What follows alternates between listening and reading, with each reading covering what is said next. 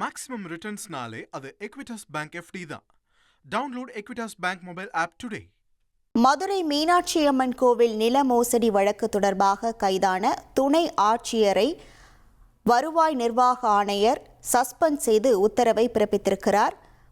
மதுரை மீனாட்சியம்மன் கோவில் நில மோசடி வழக்கு தொடர்பாக கைதான துணை ஆட்சியர் தற்போது சஸ்பெண்ட் செய்யப்பட்டிருக்கிறார்.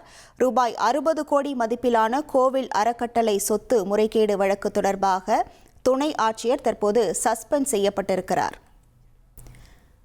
விவரங்களோடு இணைகிறார் நமது செய்தியாளர் ஜெகநாத். வணக்கம் ஜெகநாத், இது தொடர்பான முழு விவரங்கள். வணக்கம். மதுரை கோரிப்பாளையம் அஜ்மல் கான் சாலையில அசோதா விலாஸ் பங்களா மற்றும் அத்துடன் இணைந்த தோட்டமானது மீனாட்சி சுந்தரேஸ்வரர் கோவில் மற்றும் அழகர் கோவில் சேவை செய்வதற்காக கடந்த 1919 ஆண்டு ஏற்படுத்தப்பட்ட புதுக்கோட்டை அந்த ராஜ்குமார், தட்சிணாமூர்த்தி, துரைராஜ், துரைராணி என்ற அறக்கட்டளையால் நிர்வகிக்கப்பட்டு வந்தது.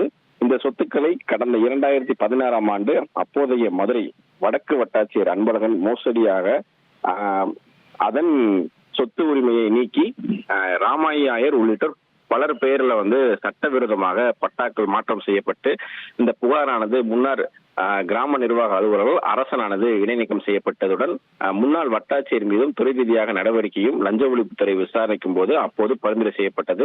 பின்பு சென்னை உயர்நீதிமன்றம் மதுரை கிளையிலும் மதுரை வழக்கானது தொடரப்பட்டிருந்தது.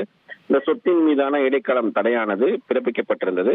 அதன் பிறகும் நீதிமன்றத்தின் தடையை மறைத்து 16/4/2021 அன்று தூத்துக்குடி மாவட்டம் முரப்புநாடு இந்த சார்பதிவாளர் அலுவலகத்துல சார்பதிவாளர் அனந்தராமன் மூலமாக இந்த பொது அதிகார ஆவணமானது பதிவு செய்யப்பட்டதாகவும் அதன் அடிப்படையில 19/7/2021 அன்று திண்டுக்கல் மாவட்டம் வடமதுரை சார் பதிவாளர் பிரசாத் சந்தானம் கருப்பன் மூலமாக இந்த நில அடமானம் பத்திரம் மூலமாக பத்திரப்பதிவு செய்யப்பட்டதுடன் இந்த தொடர்பான இந்த மீனாட்சி அம்மன் கோவில் இணை ஆணையர் செல்லத்துறை அளித்த புகாரின் கீழ் புதுக்கோட்டையைச் சேர்ந்த ராமாயி ஆயர், செந்தமிழ் செல்வி, பிரேமா, ராஜ்குமார், முத்துராணி, ராஜேந்திரன், குழந்தையா, புஷ்பா, கீதா மற்றும் முன்னாள் VAO அரசன், முன்னாள் வட்டாட்சியர் அன்பழகன், இளையராஜா உள்ளிட்டோருமான 19 பேர் மீது மதுரை மத்திய குற்றப்பிரிவு காவல்துறையினர் வழக்கு பதிவு செய்து விசாரணையானது நடத்தி வருகிறார்கள்.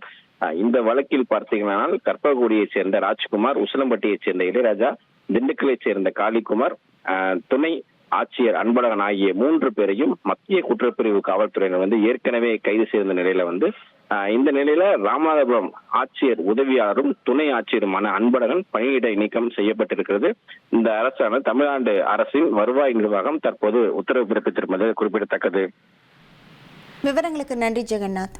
மேக்ஸிமம் ரிட்டர்ன்ஸ்னாலே அது எக்விட்டாஸ் பேங்க் எஃப்டி தான். Download Equitas bank mobile app today.